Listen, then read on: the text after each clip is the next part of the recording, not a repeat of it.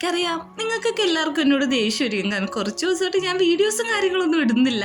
ഇനി എന്തായാലും പ്രോപ്പറായിട്ട് ഇടാൻ ഞാൻ നോക്കാം. നമ്മുടെ എപ്പിസോഡിന്റെ തുടക്കത്തിൽ 5 മാസം മുമ്പുള്ള കാര്യമാണ് കാണിക്കുന്നത്. അതായത് പായു ട്രിപ്പിന് പോകാത്തത് കൊണ്ട് തന്നെ മെയ് അവനോട് ഒരു ഇൻട്രസ്റ്റ് കാണിക്കാതെ രണ്ടും കൂടി ഏത് സമയവും തല്ലുപിടുത്തമാണ്. പക്ഷെ പായു ചെന്നിട്ട് അവന്റെ സ്കില്ല് വെച്ച് അതൊന്ന് പാച്ചപ്പ് ആക്കുന്നുണ്ട്. അതെല്ലാം അവൻ പ്രസന്റിൽ ആലോചിക്കാണ്. അവന്റെ അടുത്ത് നമ്മുടെ തസ്തൊക്കെ ഇരുന്ന് ഡ്രിങ്ക്സ് കുടിക്കാണ്. കാരണം അവൾക്ക് എന്നെ മനസ്സിലായി ഇനി അവളുടെ റിലേഷൻഷിപ്പ് നടപടിയാവുന്ന കാര്യമല്ലാന്ന്. നീ ഇങ്ങനെ കുടിക്കാതെ എന്നൊക്കെ പാവി പറയുന്നുണ്ടെങ്കിലും അവളാണെങ്കിൽ നന്നായിട്ട് കുടിച്ചിട്ട് ഇമോഷണൽ ആവുകയാണ്. അവള് പറയാണ്, ഞാൻ അത്രയും ഡീപ്പായിട്ടാണ് അവനെ നോക്കിയത്, ഇത്രയും വർഷം ഞാൻ വെയിറ്റും കൂടി ചെയ്തു, ഇനി എനിക്ക് അവനെ നോക്കാൻ പറ്റത്തില്ല എന്ന്. അങ്ങനെ തസ്തൊക്കെ നമ്മുടെ പായുവിനോട് പറയുന്നുണ്ട്, ഒരു 1.5 വർഷം മുമ്പ് ഞങ്ങൾ ഇതേപോലത്തെ ഒരു സ്പ്രിങ്ങിൽ പോയിട്ട് ഇങ്ങനെ ഒരു നോട്ട് എഴുതിയായിരുന്നു. അതായത് ഞങ്ങളുടെ ഈ പ്രേമം കുറെ വർഷം നിലനിൽക്കണം, അത് ഫോർ എവർ ആയിരിക്കണമെന്നെല്ലാം ആ കാര്യം പറയുന്നുണ്ട്. എനിക്കിനി അതിലൊന്നും വിശ്വാസമില്ല. കാരണം ഞാൻ അവൻ അത്രക്കും നോക്കിയിട്ടും അവൻ എന്നെ അവസാനം ചതിച്ചിട്ട് പോയി. അവൻ എവിടെയാണെന്നോ എന്താണെന്നോ പോലും എനിക്കറിയില്ല. ഇനി ഞാൻ അവനെ വെയിറ്റ് ചെയ്ത് നിൽക്കുന്നതിൽ കാര്യമില്ല എന്നെല്ലാം അവനെ ട്രാൻസ്ലേറ്റ് ചെയ്ത് കാണിക്കുന്നുണ്ട്. ഇതേ സമയം നമ്മുടെ പായു ആണെങ്കിൽ മെയിനെ കുറിച്ചാണ് ആലോചിക്കുന്നത്. അവള് ബ്രേക്കപ്പ് ആയി പോയതും പിന്നെ അവളോടൊപ്പമുള്ള സ്നേഹ നിമിഷങ്ങളെല്ലാം ആലോചിച്ചിട്ട് അവനും ഒന്ന് സങ്കടമാവുന്നുണ്ട്. കാരണം അവനൊരു എഫേർട്ട് ഇടാത്തോണ്ടാണ് അവരുടെ റിലേഷൻഷിപ്പ് മോശമായതെന്ന് അവന് തന്നെ ഇപ്പൊ നല്ല രീതിക്ക് മനസ്സിലാവുന്നുണ്ട്. നമ്മുടെ തസ്തൊക്കെ ആണെങ്കിൽ കുടിച്ച് നന്നായിട്ട് ഡ്രങ്കഡായതിനു ശേഷം ഈ ആണുങ്ങളെല്ലാം ഇങ്ങനെയാണെന്ന് പറഞ്ഞിട്ട് അവനോട് തല്ലുപിടിക്കാണ്. ഒരു ഐ ടു ഐ കണക്ഷൻ അവിടെ വരുന്നുണ്ട്. പെട്ടെന്ന് തന്നെ അങ്ങോട്ട് മഴ പെയ്യാണ്. ഇവളെ കൊണ്ട് വീട്ടിട്ട് പോണ കാര്യം ടാസ്ക്കാണ്. കാരണം ഓൾറെഡി ഡ്രിങ്കഡ് ആയതുകൊണ്ട് തന്നെ അവൾക്ക് നടക്കാൻ പോലും മര്യാദക്ക് പറ്റുന്നില്ല. അവളാണെങ്കിൽ കരച്ചിൽ നിർത്തുന്നില്ല ഈ ബ്രേക്കപ്പിന്റെ കാര്യം പറഞ്ഞിട്ട്. ഇവള് കരയുമ്പോഴും നമ്മുടെ പായുവിന് മീനിന്റെ കാര്യമാണ് ഓർമ്മ വരുന്നത്. കാരണം അവളിങ്ങനെ ഇതേപോലെ തന്നെ നന്നായിട്ട് കരയുന്നൊരു കൂട്ടത്തിലാണ്. ഈ ട്രിപ്പ് മുടങ്ങിയതിന് അവൾ ഒത്തിരി കരഞ്ഞിട്ടുണ്ടായിരുന്നു. അതെല്ലാം ആലോചിച്ചിട്ട് അവനും സാഡായിട്ട് നിൽക്കുകയാണ്. പ്രസന്റില് ഇവളെ ടേക്ക് കെയർ ചെയ്യുന്നു. അവന്റെ മെമ്മറിയിലാണെങ്കിൽ ഇവള്, അതായത് നമ്മുടെ മെയ് കരയുന്നതാണ് ഉള്ളത്. മെയ് കരയുമ്പോൾ ആശ്വസിപ്പിക്കാനായിട്ട് ഇങ്ങനെ കൈ കൊണ്ടുപോകുമ്പോഴേക്കും അവളതിന് സമ്മതിക്കില്ല, തട്ടിക്കളയുന്നുണ്ട്. അതേപോലെ ഇപ്പൊ പ്രസന്റില് നമ്മുടെ തസ്തൊക്കെയാണല്ലോ കരയുന്നത്. അവൻ ഒന്നാലോചിക്കുന്നുണ്ട്. എന്നിട്ട് തസ്തക്കയുടെ തലയിൽ ഒന്ന് തലോടി കൊടുക്കുന്നുണ്ട്. എനിക്ക് തോന്നുന്നത് അവസാനം ഇവര് തമ്മിൽ കപ്പിൾസ് ആവുന്ന. അങ്ങനെ രണ്ടും കൂടി തിരിച്ചു പോവാണ്. നമ്മുടെ പായു ആണെങ്കിൽ പറയുന്നുണ്ട്, എനിക്കൊന്നാമതേ കാല് വയ്യ, നിനക്ക് ഇങ്ങനെ തോന്നുന്നു എന്നെ കൊണ്ട് ഇങ്ങനെയൊക്കെ ചെയ്യിപ്പിക്കാൻ, ഞാൻ ഓൾറെഡി ഡ്രിങ്കഡ് ആണെന്ന് അറിയാലോ, അതുകൊണ്ട് നീ തന്നെ എന്നെ ടേക്ക് കെയർ ചെയ്യണമെന്നുള്ള രീതിയിലാണ് തസ്തൊക്കെ ഇരിക്കുന്നത്. പോകുന്ന വഴിയെല്ലാം ഞാനിനി അവനൊരിക്കലും സ്റ്റേക്കില്ല, ഞങ്ങൾ തമ്മിൽ ഓൾറെഡി ബ്രേക്കപ്പ് ആയെന്നൊക്കെ അവൾ ഒച്ച വിളിച്ചു പറയുന്നുണ്ട്. പിറ്റേ ദിവസം രാവിലെ പായു എണീക്കുമ്പോഴേക്കും അവന്റെ കാലിന്റെ കാര്യമൊക്കെ ഇപ്പൊ ഓൾറെഡി ഓക്കെ ആയിട്ടുണ്ട്. അവനിപ്പോ കാല് ഫ്ലെക്സിബിൾ ആയിട്ട് അനക്കൊക്കെ ചെയ്യാം. ഇതിന്റെ സന്തോഷത്തില് ഉറങ്ങിക്കിടക്കുന്ന നമ്മുടെ തസ്തക്കിനെ വിളിച്ചെണീപ്പിക്കുന്നുണ്ട്. എടേ എന്റെ കാല് ശരിയായി, നീ ഒന്ന് എണീറ്റ് വെക്കാനായിട്ട്. അവളാണെങ്കിൽ എവിടെയെങ്കിലും പോയി നീ ചാവട എന്നുള്ള രീതിയിലാണ് കിടക്കുന്നത്. അവള് മൈൻഡ് വല്ല ചെയ്യാതെ തിരിഞ്ഞു കിടന്ന് ഉറങ്ങാണ്. ആരോട് എന്തൊക്കെ പറയാനാന്നുള്ള രീതിക്കാണ് നമ്മുടെ പായു നിൽക്കുന്നത്. അങ്ങനെ അവൻ കുളിച്ചൊന്ന് ഫ്രഷ് ആയിട്ട് ഹോളിലേക്ക് വരുമ്പോഴാണ് ആൻറ്റി വരുന്നത്. ആൻറ്റി ചോദിക്കുന്നുണ്ട്, നിന്റെ കാലൊക്കെ ഓക്കെയാണ്? ഇന്ന് ഓക്കെ എന്ന് പറയുന്നുണ്ട്. പക്ഷെ ഇവര് സംസാരിക്കുന്നത് തായ്ലൻഡ് ജപ്പാനിലായതുകൊണ്ട് തന്നെ ഒരു ട്രാൻസ്ലേറ്റർ യൂസ് ചെയ്തിട്ടാണ് സംസാരിച്ചുകൊണ്ടിരിക്കുന്നത്. ആൻറ്റീനോട് ചോദിക്കുന്നുണ്ട്, ആൻറ്റി എന്താ ചെയ്തുകൊണ്ടിരിക്കുകയെന്ന്. ഞാൻ ഈ ചോറിലെ ബീൻസ് ഒക്കെ എടുത്ത് കളയാണ്. കാരണം എന്താണെന്ന് വെച്ചിട്ടുണ്ടെങ്കിൽ അങ്കിളിന് ഇതൊന്നും ഇഷ്ടമല്ലെന്ന്. അങ്കിളിന് ഇവന് ഇവിടെ ഇതുവരെ കണ്ടിട്ടില്ല. അങ്കിൾ എന്തേന്ന് ചോദിക്കുമ്പോഴേക്കും ആൻറ്റി ആണെങ്കിൽ നേരെ ഒരു ഫോട്ടോയെ ചൂണ്ടിയാണ് കാണിക്കുന്നത്. ഓൾറെഡി ആ അങ്കിള് മരിച്ചിട്ട് ഇപ്പോൾ 5-6 വർഷം കഴിഞ്ഞിട്ടുണ്ട്. ഇത് കാണുമ്പോഴേക്കും നമ്മുടെ പായുവിന് ഭയങ്കരമായിട്ട് സങ്കടമാണ്. കാരണം അങ്ങനെ ഒരു പാർട്ട്ണർ മരിച്ചിട്ടും അയാൾക്ക് വേണ്ടിയിട്ട് ഡെയിലി ഇങ്ങനെ ടേക്ക് കെയർ ചെയ്യുന്ന ഒരു സ്ത്രീ, അവരത്ര അടിപൊളിയായിട്ടുള്ള ഒരു സ്ത്രീ ആയിരിക്കും. അങ്ങനെ നമ്മുടെ ആൻറ്റീനോട് പായു ചോദിക്കുന്നുണ്ട്, ആൻറ്റിക്ക് വിഷമമൊന്നുമില്ലെന്ന്. എനിക്ക് സത്യം പറഞ്ഞാൽ വിഷമമൊന്നുമില്ല. കാരണം അങ്കിള് ജീവിച്ചിരിക്കുന്ന സമയത്ത് ഞാൻ നല്ല രീതിക്ക് തന്നെ ടേക്ക് കെയർ ചെയ്തിട്ടുണ്ട്, അതുകൊണ്ട് കുറ്റബോധമൊന്നും ഇല്ലാന്ന് പറയുന്നുണ്ട്. ഇന്ന് ഞാൻ അമ്പലത്തിലിട്ടൊന്നും പോകുന്നില്ല, കറങ്ങാനാ പോകുന്നതെന്ന് ആൻറ്റീനോട് പറഞ്ഞിട്ട് അവനാണെങ്കിൽ പുറത്തേക്ക് ഇറങ്ങാണ്. കാരണം നേരത്തെ ഇവിടെ മെയ് വന്നപ്പോൾ അവളുടെ ഫോട്ടോയിലുള്ള സ്ട്രക്ചറും കാര്യങ്ങളൊക്കെ നോക്കിയിട്ട് അതേ സ്ഥലത്തേക്കാണ് അവൻ പോയിക്കൊണ്ടിരിക്കുന്നത്.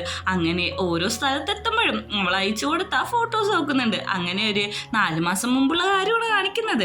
അതായത് ഇവര് ഫുട്ബോൾ കളിച്ചുകൊണ്ടിരിക്കുന്ന സമയത്താണ് ഇവൾ ഈ ഫോട്ടോസ് അയക്കുന്നത്. ഇത് അന്ന് ജബ്ബാണെങ്കിൽ ശരിക്കും ആ പാവം പെങ്കൊച്ചിന് നീ സമ്മതിക്കണം, നിന്നെ പോലെ ഇങ്ങനെ ഒരു അൺറൊമാൻറ്റിക് ആയിട്ട് ഉള്ളവൻ്റെ ഒപ്പം നിന്നിട്ടും അവൾ സ്റ്റിക്ക് ഓൺ ചെയ്യുന്നുണ്ടല്ലോ എന്ന്. ഇത് നീ കോംപ്ലിമെന്റ് ആണോ അല്ലെങ്കിൽ അല്ലെങ്കിൽ എന്നെ ആക്കിയതാണോ എന്ന് പായും ചോദിക്കുന്നുണ്ട്.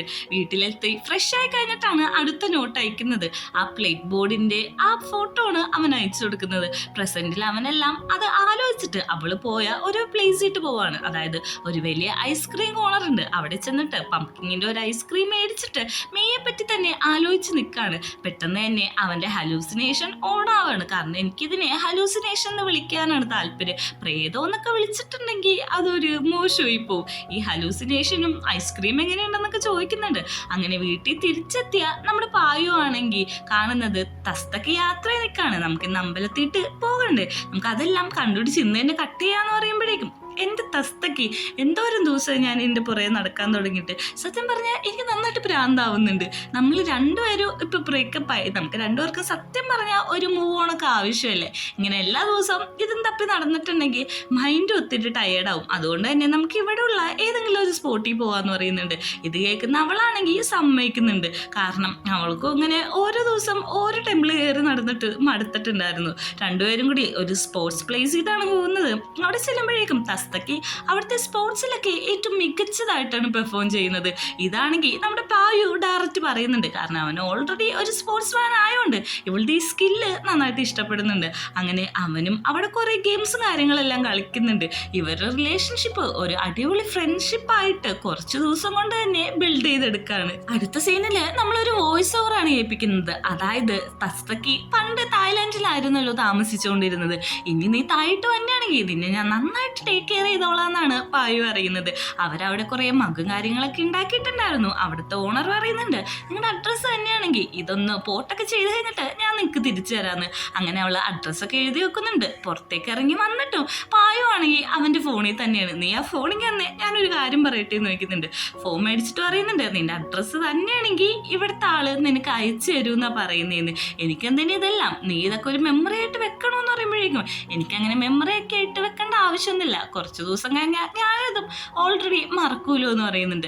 അങ്ങനെ രണ്ടുപേരും കൂടി അവിടുന്ന് പോകുമ്പോൾ തസ്തക്ക് പറയുന്നുണ്ട്, നമുക്ക് എവിടെയെങ്കിലും കുറച്ച് നേരം ഇരിക്കാം, ഇത് സത്യം പറഞ്ഞാൽ മടുത്തു. ഇവര് റെസ്റ്റ് എടുക്കുന്ന സമയത്ത് നമ്മുടെ തസ്തക്കയാണെങ്കിൽ ബബിൾസ് എല്ലാം ഊതി കളിച്ചോണ്ടിരിക്കാണ്. നീ എന്താണ് ഇങ്ങനെ ഇരിക്കുന്നതെന്ന് അവള് ട്രാൻസ്ലേറ്റ് ചെയ്ത് കേൾപ്പിക്കുന്നുണ്ട്. ഒന്നുമില്ല, ഓരോന്നൊക്കെ ആലോചിച്ച് ഇരുന്നു പോയതാണ്. നീ അതൊക്കെ മറന്നു കളഞ്ഞേക്ക്. കാരണം ലവ് എന്ന് വെച്ചിട്ടുണ്ടെങ്കിൽ ഇങ്ങനെയാണ്, ആരെങ്കിലും ഒരാൾ സ്നേഹിച്ചിട്ടുണ്ടെങ്കിൽ അയാൾ ചതിക്കപ്പെടുമെന്ന്. അങ്ങനെ അവനും ആ ബബിൾസ് മേടിച്ച് ഊതുന്നുണ്ട്. അവന് ഊതുമ്പോൾ ആണെങ്കിൽ നമ്മുടെ തസ്തക്ക് അതെല്ലാം പൊട്ടിച്ചളയാണ്. മതിയല്ലോ നമ്മുടെ പായ ഒരു ഈഗോ ഇളകാനായിട്ട്. അവനാണെങ്കിൽ പറയുന്നുണ്ട്, നീ കളിച്ചോണ്ടിരുന്നപ്പോൾ ഞാൻ പൊട്ടിച്ചില്ലല്ലോ, പിന്നെ നീ എന്തിനാ എന്നെ പൊട്ടിച്ചെന്ന്. അങ്ങനെ രണ്ടുപേരും കൂടി അങ്ങോട്ടും ഇങ്ങോട്ടും ഓടി കളിച്ചോണ്ടിരിക്കുകയാണ്. ശരിക്കും ഇവരിപ്പോൾ ഒരു ക്യൂട്ട് കപ്പിൾസിനെ പോലെയാണ് എനിക്ക് തോന്നുന്നത്. രണ്ടുപേരും കൂടി അവിടെ നിന്ന് നടന്നു വരുമ്പോഴാണ് അടുത്തൊരു ടെമ്പിൾ കാണുന്നത്. ഇങ്ങനത്തെ ഒരു ടെമ്പിൾ ഇവിടെ ഉണ്ടെന്ന് പോലെ എനിക്ക് അറിയില്ലായിരുന്നു. അതുകൊണ്ടാണ് ഞാൻ നിന്നോട് പറയാനെന്ന് പറഞ്ഞിട്ട് രണ്ടുപേരും കൂടി അതിൻ്റെ ഉള്ളിട്ട് പോകുന്നുണ്ട്. ഇത് ഇവരുടെ 9ാമത്തെ ടെമ്പിളാണ്. 95 ടെമ്പിൾ ഉണ്ടല്ലോ. ഇവിടെ വന്നിട്ട് ആ പ്ലേറ്റ് നോക്കുന്നുണ്ട്. അവസാനം നമ്മുടെ മെയ് എഴുതിയ ആ പ്ലേറ്റ് അവൻ കാണുന്നുണ്ട്. നമ്മുടെ തസ്തക്കീനോട് പറയുന്നുണ്ട്, ഞാൻ ഓൾറെഡി അത് കണ്ടുപിടിച്ചു, എന്നാ നീ ഒന്നും ആലോചിക്കണ്ട, നീ ഇത് കട്ട് ചെയ്തേക്ക്, ഇതിനു വേണ്ടിയല്ലേ നീ ഇത്ര ദിവസം വെയിറ്റ് ചെയ്തത്, നിനക്ക് ഇനി പെട്ടെന്ന് തന്നെ തിരിച്ചു പോവാലോ എന്ന്. അങ്ങനെ അവളാണെങ്കിൽ ഒരു സിസേഴ്സ് എടുത്ത് കൊടുത്തിട്ട് അവിടുന്ന് താഴത്തേക്ക് പോവാണ്. കാരണം അതൊരു പേഴ്സണൽ ആയിട്ടുള്ള ഒരു ടൈമാണല്ലോ, അവനത് ഒറ്റയ്ക്ക് ഹാൻഡിൽ ചെയ്യട്ടെ എന്ന് വിചാരിക്കുന്നുണ്ട്. ആ പ്ലേറ്റ് നോക്കിയിട്ട് അവനാണെങ്കിൽ പണ്ടത്തെ മെയിൻ്റെ ഓരോ കാര്യങ്ങളൊക്കെ ആലോചിക്കുന്നുണ്ട്. അതായത് ഇവര് ഒരു റിലേഷൻഷിപ്പിലായിരുന്നപ്പോൾ എന്തോരം ഹാപ്പി ആയിരുന്നു, പിന്നെ അവൾ എന്തോരം ഇഷ്ടമായിരുന്നു, അവൻ എന്തോരം കെയർ ചെയ്തു, ഇങ്ങനത്തെ കാര്യങ്ങളൊക്കെയാണ് അവൻ ആലോചിച്ചുകൊണ്ടിരിക്കുന്നത്. ഇതെല്ലാം ആലോചിക്കുമ്പോഴും അവൻ്റെ ഹലൂസിനേഷനിലെ മെയ്യാണെങ്കിൽ അടുത്ത് സങ്കടപ്പെട്ട് തന്നെ നിൽക്കുന്നുണ്ട്. അവളെ ഒന്ന് നോക്കിയിട്ട് നമ്മുടെ പായു കട്ട് ചെയ്യുന്ന പോലെ കാണിക്കുന്നുണ്ട്, പക്ഷെ കട്ട് ചെയ്യുന്നതായിട്ട് നമ്മളെ കാണിക്കുന്നില്ല. അങ്ങനെ ഇതെല്ലാം കട്ട് ചെയ്ത് കഴിഞ്ഞിട്ട് നമ്മുടെ തസ്തക്കയുടെ അടുത്തേക്ക് വരുമ്പോൾ എന്തായാലും നീ കട്ട് ചെയ്തെന്ന് വയ്ക്കുമ്പോഴേക്കും ഞാൻ കട്ട് ചെയ്ത് കളഞ്ഞു എന്നാണ് പറയുന്നത്. ഓക്കെ, ഫൈനലി രണ്ടുപേരും മൂന്നായി, നമുക്ക് ബാറിൽ പോവാന്ന് തസ്തക്ക് പറയുന്നുണ്ട്. അവർ രണ്ടുപേരും കൂടി തസ്തക്കയുടെ ഫ്രണ്ട്സ് ആയിട്ട് പോകുന്ന ഒരു ബാറിലാണ് പോകുന്നത്. അവിടെ ഇരുന്ന് രണ്ടുപേരും മൂന്നായതില്ലേ സന്തോഷം എന്ന് പറഞ്ഞിട്ട് ചേസൊക്കെ അടിച്ചിട്ടാണ് അവിടെ നിന്ന് ഡ്രിങ്ക്സ് കുടിക്കുന്നത്. അങ്ങനെ ഇരിക്കുമ്പോൾ തസ്തക്ക അവിടുത്തെ ബയറിനോട് ചോദിച്ചിട്ട് ഒരു പിയാനോ അവിടെ പ്ലേ ചെയ്യുന്നുണ്ട്. ഇവളാണെങ്കിൽ പ്ലേ ചെയ്യുന്നത് ഒരു നല്ല രീതിക്കുള്ള ഒരു സോങ്ങിന്റെ മോഡലാണ്. ഇത് നമ്മുടെ പായു ആണെങ്കിൽ കണ്ണുമ്മ ചെമ്മാതെ നോക്കിയിരിക്കുന്നുണ്ട്. അവൾ തിരിച്ചു വന്ന് കഴിയുമ്പോഴേക്കും വേറൊരു നമ്മുടെ ജാപ്പനീസ് ഭാഷയിൽ പറയുന്നുണ്ട്, നിങ്ങളുടെ ബോയ് ഫ്രണ്ട് നിങ്ങൾ വായിക്കുന്ന തന്നെ നോക്കിയിരിക്കായിരുന്നു. ഒരു നിമിഷം പോലും കണ്ണടിച്ചിട്ടില്ല. നന്നായിട്ടുണ്ട് എന്ന് പറയുന്നുണ്ട്. പായു അയാൾ പോയി കഴിഞ്ഞിട്ട് എന്താ അയാൾ പറഞ്ഞെന്ന് നോക്കുമ്പോഴേക്കും അതൊന്നുമില്ല, ഞാൻ പ്ലേ ചെയ്തത് നല്ലതായിരുന്നു എന്ന് പറഞ്ഞതാന്ന് പറയുന്നുണ്ട്. അങ്ങനെ അവർ രണ്ടുപേരും ഡ്രിങ്ക്സ് ഒക്കെ കുടിച്ചിട്ട് ഒരു കപ്പിൾസിനെ പോലെ തന്നെ അവിടെ ഡാൻസ് ഒക്കെ കളിച്ച് എൻജോയ് ചെയ്യാണ്. അങ്ങനെ ഇരിക്കുമ്പോഴാണ് നമ്മുടെ പായുവിനോട് ചോദിക്കുന്നത്, ശരിക്കും നിനക്ക് ഈ ഹാലൂസിനേഷൻ നിന്നോന്ന്? അത് കട്ട് ചെയ്യുന്നതിന് 1 മണിക്കൂർ മുമ്പ് നിന്നതാന്ന് പറയുന്നുണ്ട്. അങ്ങനെ രണ്ടുപേരും മൂണായിന്ന് നമ്മളെ ഇൻഡയറക്റ്റ് ആയിട്ട് കാണിക്കുകയാണ്. പെട്ടെന്ന് ഒരു ഐ കോണ്ടാക്ട് വരുന്നുണ്ട്. അങ്ങനെ രണ്ടുപേരും കൂടി അവിടെ നിന്ന് കിസ് ചെയ്യാണ്. ഈ സീരീസ് തുടങ്ങിയിട്ട് 3-ാമത്തെ എപ്പിസോഡിൽ തന്നെ ഇങ്ങനെ കിസ് ചെയ്യുമെന്ന് ഞാൻ ഒട്ടും പ്രതീക്ഷിച്ചില്ല. എന്തായാലും ഇവർ സെറ്റായോ ഇല്ലേന്നൊക്കെ അടുത്ത എപ്പിസോഡിൽ കാണാം.